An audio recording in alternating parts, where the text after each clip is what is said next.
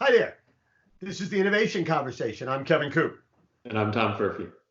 So, Tom, it's amazing. It was only a week ago that you had your De-Invest to Reinvest conference.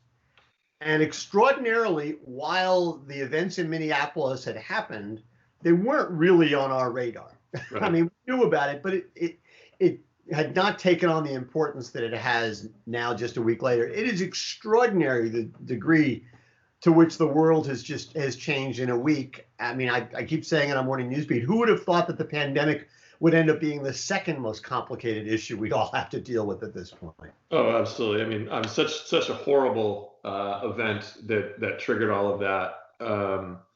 And I mean, I think it goes without saying how we feel about that and how wrong that was.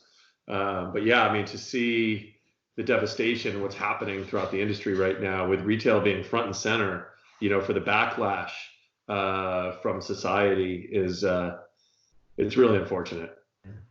And it's not all about retail, but it almost needs to be said. These events give people yet another reason not to go to the store, right? I mean, it creates a sense of a different level of, if not danger, uncertainty. And so again, it keeps pushing the culture a little bit more each time towards e-commerce. People just not wanting to go to the store, except for the things for which they need to go to the store. But everything else, just do it online. Yeah, clearly for years we've been doing this, and I've always been a huge believer in e-commerce and how important a part of the future of retail e-commerce will be, and the blending of e-commerce and stores and how that all changes will be. To see it thrust forward, has been exciting on one level, but the two events now that are pushing it forward, it's just so unfortunate and so saddening. That I know I am looking forward to a time we can get through this and get focused on great retail, great customer engagement, and and moving forward positively. So let's talk a little bit about last week's De-Invest to Reinvest conference. And I've written it now and done a couple of things about it on Morning Newsbeat. I thought it was terrific. I was thrilled to be part of it. But give me a sense, one question I don't think we ever answered last week is, where did that start? The whole notion of de-investing to reinvest. I mean, it seems obvious, an obvious notion, but where did it come from in terms of your planning it out? Yeah, well, the notion of de-invest to reinvest, I mean, that goes back to, and I've talked about this in the innovation conversation over the last couple of years. To be able to invest in innovation going forward, requires you to stop doing things you were doing previously. At Amazon particularly, we had, and you've heard us talk about, the process where we build these 6-page documents, and we build our kind of thesis for what we're going to go invest in. But always part of that is, well, what are we going to stop doing that we've been doing prior? And it's a hard discipline to build. And in retail particularly, we tend to, base, next year's budget on this year's budget, right? So we're going to take this year's budget as a starting point to go decide what we're going to go do next year. Well, that fundamentally, prevents you from moving forward at the speed at which you need to move forward. So, as we were probably 3 or 4 weeks into the crisis, call it early mid-April, we pulled together a few folks, from kind of retail, manufacturing, service. We had folks from consulting, some economists. We just brought some folks together to just share, what we're seeing and what we think it might mean, right? What might the world look like when we come out of this, and what does that mean for our businesses? Small group of people we put together. One of the individuals we had in that group was Tom Blishock, and he had mentioned the phrase in that we need to de-invest to reinvest. And he does a lot of work with retailers and whatnot around that theme. And so we came out of that day, and then we were thinking about, we can't do kind of traditional marketing in our companies today because we don't have conferences, we can't have meetings and the things like we've done in the past. So we thought about, how can we reach out to the community, the retail and manufacturer community, to kind of rally around what's happening today and share thoughts and get some marketing benefit for our companies, but more importantly, just get people together. And So we said, let's put on a conference. And literally over the course of 3 weeks, we went from conception to pulling off the conference. It happened all within the month of May. And we're thrilled with the way it turned out. I mean, we were able to pull together 24 speakers, 5 MC and moderators, one of which was you. Thank you, Kevin. It was awesome. And even one house band, pulling this group together. And we came up with what I thought was a pretty compelling story for the day, and some really riveting conversation throughout the day. So give me, I want to talk about the house band in a second, because I got to tell you, first of all, to me, this was the model of what a really good online conference should be. I mean, it was 3 hours, but it was broken up into short snippets, so everything was digestible. And no conference has a house band, but we'll get to that in a second. So give me your quick takeaways. What were the 2 or 3 things that you walked away from it learning? And I will point out here, for people who are watching this, who actually attended the conference last week, you're going to make it available. You're going to send everybody an email and give them a link where they can actually see it again if they want to replay. And you will be making it available to people who didn't attend down the line, and we'll announce that here on Morning Newsbeat. Yes, we will do that, and we will have each segment separate in there, so you don't have to watch the whole thing to, if there's certain key pieces, that you want to pull out. The way we had set the day up is we wanted to kind of set the tone for, where are we at today? Like, what are we seeing? What might this recovery look like? We wanted to hear from a leader, and I think your interview with Jim Donald absolutely set a great tone for the day. Then we went through just a variety of topics from, how do we finance our businesses? How do we engage our customers? What do we do around technology and supply chain and product? One of the things Jim Donald mentioned in his piece was, leadership is often about storytelling, right? And to get your point across to folks, particularly in times of turbulence, is for them to hear within the context of a story, and to hear it in the voice of the leader, and with regular kind of communication from that leader. So, when we were looking to put the day together, we said, let's just tell a story of the day. And so I would say, the key themes that came out of that, I think Jim's theme rang very clear. And frankly, in our businesses, we've used, that advice already this week, given the events of this week, and just knowing that as leaders, we have to reach out, we have to be in touch with our team frequently, because we're all in this together. I think we heard lots of stories about, we heard about how the capital environment, if you need to go out and raise money, it's going to be pretty tough today, whether you're a retailer or manufacturer or a technology company looking to serve the industry. And if you're a capital advantage company, like big guy like an Amazon or a Walmart, you have the ability to innovate right through here. Your access to capital is as good as ever, and your cost of that capital is super inexpensive. We heard great stories just about resiliency. We heard from the CEO of Massage Envy, and to hear, how she's thinking, and you interviewed her, but to think about, how she's thinking about her business model and how that may evolve. And I thought she was really interesting. I mean, there you have a business model that depends on people touching other people. Yeah. Not exactly where you'd want to be right now. But I thought what was so interesting, and this is, and I didn't ask her this question, but in retrospect, Jim talked about the importance of the front lines, right? You got, it's your people who are most important, and the importance of communicating with them. And one of the things that Beth talked about, Beth Stiller, who was the CEO of Massage Envy, she talked about the notion, when she talked about trust, she made the point that if I go into a Massage Envy for a massage, I probably have a relationship with the person I'm going to see. Mm-hmm. Most times, right? I've been there before, so I trust that person. The problem is that person has to trust not just me, but the 6 or 7 other people she might be seeing, that she or he might be seeing that day, plus all the other people who are going to visit the other therapists, massage therapist that day. So they have to be much more trusting. So her key challenge in so many ways is just keeping in communication with those front lines people to make sure that their concerns are being addressed, to make sure they feel confident that they're not not worried or as little worried as possible about getting sick. And I thought that was a really good example of why it's important to talk to your front lines. Absolutely. Absolutely. I mean, and really, I mean, it's that level of assurance, that level of trust, on the front line when you're out there, kind of every day fighting that battle. Hearing those words from your leader and getting that assurance and that direction from your leader is absolutely critical. And yeah, absolutely. Let me ask you a question. Well, first of all, I want to ask you about the Struts. So, it was Luke Spiller was Yep. the lead singer of the Struts. Would you describe them as what kind of band would you describe? I didn't know the Struts until you told me about them. How would you describe the Struts? Man, they've been called kind of a cross between like Queen meets the Rolling Stones. Okay.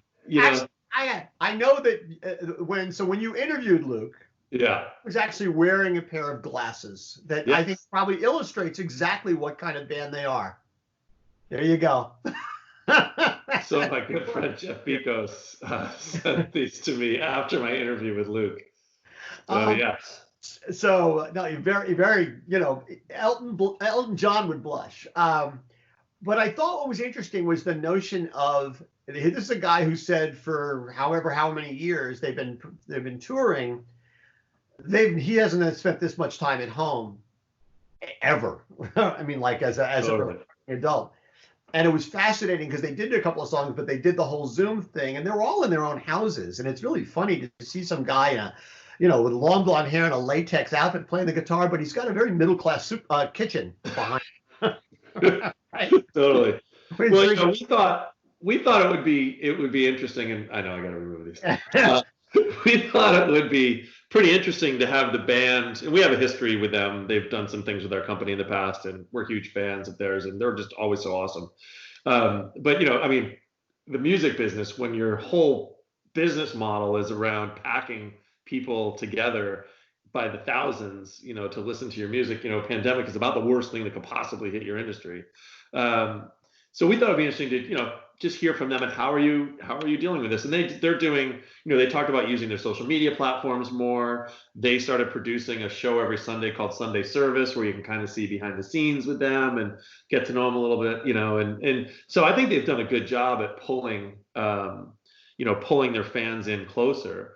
But I mean, Luke said, he goes, I don't think we're going to tour anymore this year, through 2020. But I was encouraged to hear him say, because I said, what has surprised you, during this? And, basically he said, they're doing pretty well. Like just for 5 years, they were going and never taking a break.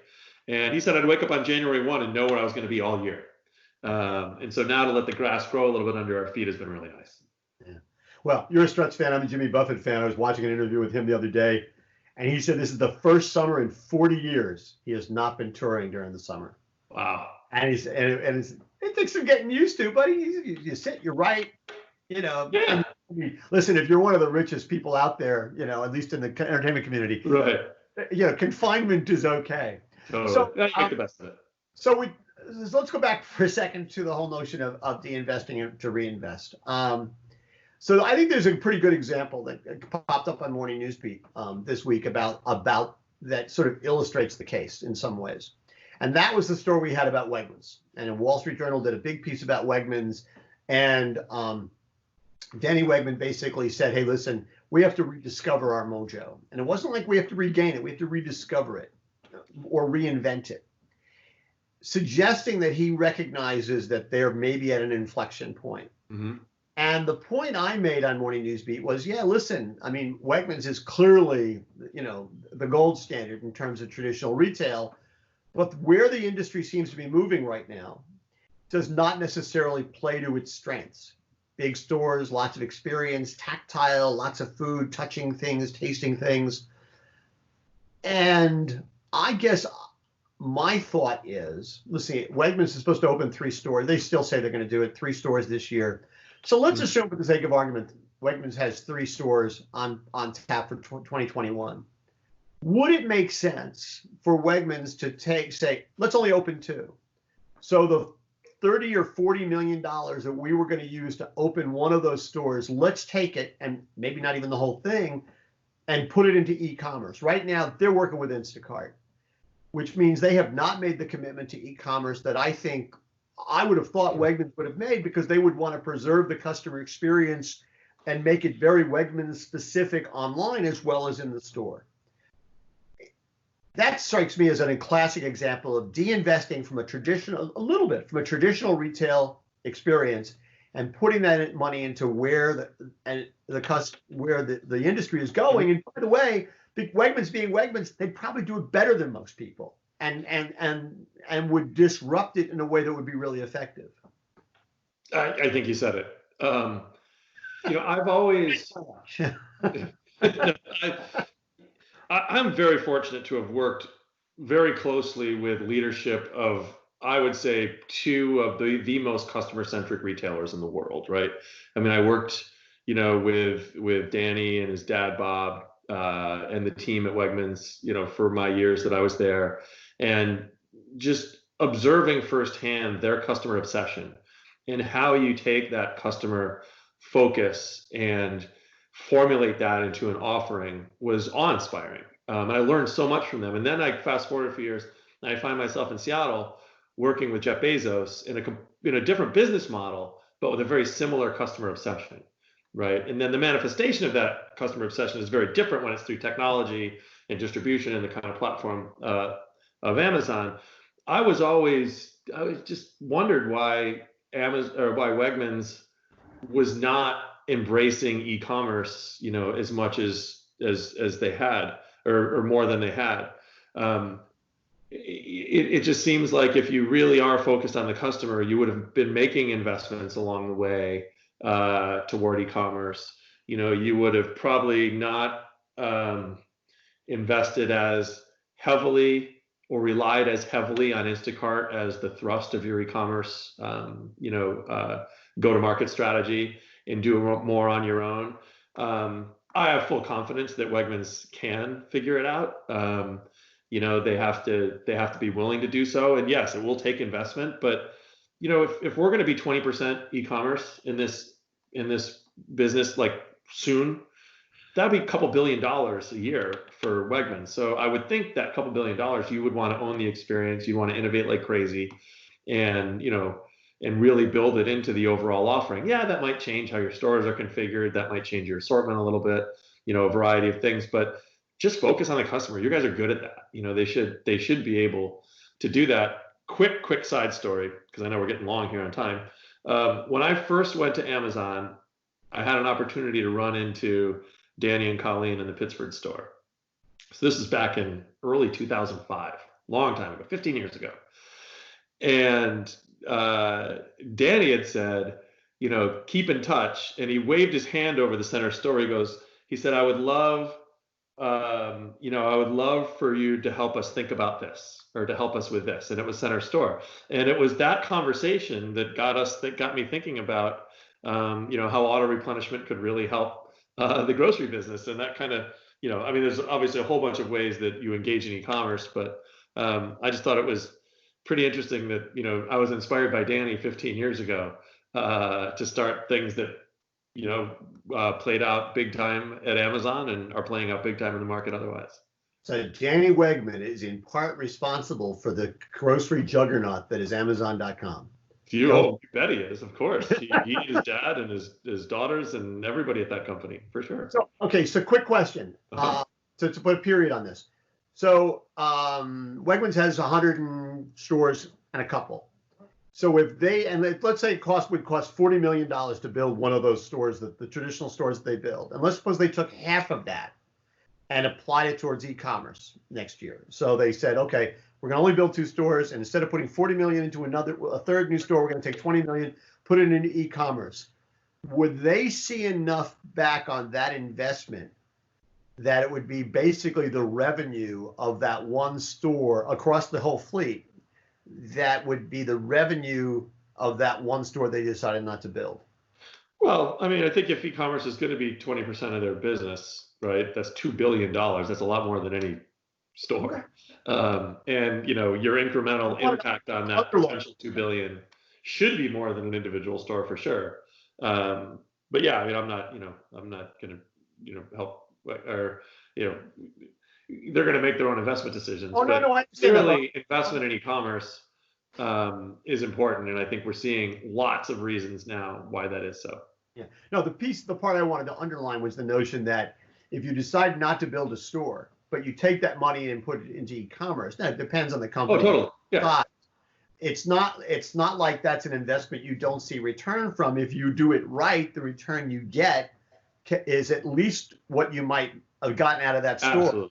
Oh, for sure. Plus, that's the point I want. Okay. Yes. Anyway. Well, that's it. That's it for this edition of the. We went a little long, but that's okay. Good. That's it for this edition of the Innovation Conversation. I'm Kevin Coupe. And I'm Tom Furphy. We'll see you next time, everybody.